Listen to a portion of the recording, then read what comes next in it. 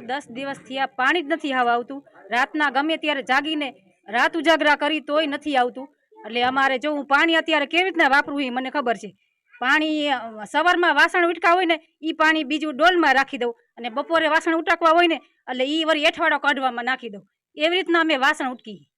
દરરોજ અમે હે શનિવારે ગયા હતા, સોમવારે ગયા હતા, 2-3 વખત ગયા હતા, પણ એ સાહેબ કી અમે ટેન્કર મોકલી દઈશું, હા અમે એનું હેને સોલ્યુશન કરી દઈશું, પણ એનો કઈ જવાબ નથી મળ્યો। એટલે હવે હે ને અમારા જો આ ઘરવાળા રિયન એ અનશન ઉપર ઉતરા છે। એટલે હવે અમારે શું કરવાનું, અમારે જીવન કેવી રીતના જીવવાનું? અમારે 10 વર્ષથી પાણી આવતું નથી। ક્યારેક ક્યારેક અમે રાત્રે થોડું ઘણું કરી ભરીને બાજુવાળાના બોરમાંથી લઈ અને અમારું જીવન ગુજાર ચલાવી છીએ। પાણી માટે રજૂઆત કરવામાં કલેક્ટરને અઢળક રજૂઆત કરી, કમિશનરને 2 વાર મળી આવ્યો, કમિશનર સાહેબ કંઈ ધ્યાન દેતા નથી। આના પહેલાં ચીફ ઓફિસર હતા, એ ચીફ ઓફિસર વાળા સાહેબને હું રૂબરૂ 25 વખત અને 7 વખત અરજી કરીને દઈ આવેલું છું, તોય છતાં આ લોકો કંઈ ધ્યાન, નિંભર તંત્ર ધ્યાન જ નથી દેતું। તો પાણી એક મૂળભૂત જરૂરિયાત અને એનો છે, તો એ લોકો કેમ ધ્યાન નથી દેતા? મારે અહીંયા ટીપુય પાણી નથી, એટલા માટે જ મેં આ ટાંકા અંદર ઉતરી અને વિરોધ કર્યો છે। આવો વિરોધ તમે ક્યાંય જોયો અત્યાર સુધી? મારે આ શુક્રવારે કરવું પડ્યું કે તંત્રની આંખ ખુલે, તંત્રને કંઈક ખબર પડે કે પાણી ન હોય તો માણસનું શું થાય। કમિશનર સાહેબ એક દી તો પાણી વગર રહી જોવે, ખબર પડે મને કે કેવી રીતે રહેવાય છે। મેં જળનો ત્યાગ કર્યો છે સાંજ સુધીમાં, કાંઈ આનું જો નિરાકરણ નહીં લાવે ને કમિશનર સાહેબ તો મને કાંઈ પણ થશે ને એની જવાબદારી કલેક્ટર શ્રીની અને કમિશનર શ્રીની જ રહેશે। આપણું એક સૂત્ર છે કે જળ એ જ જીવન, પણ અહીંયા તો જળ જ નથી તો જીવન શેનું?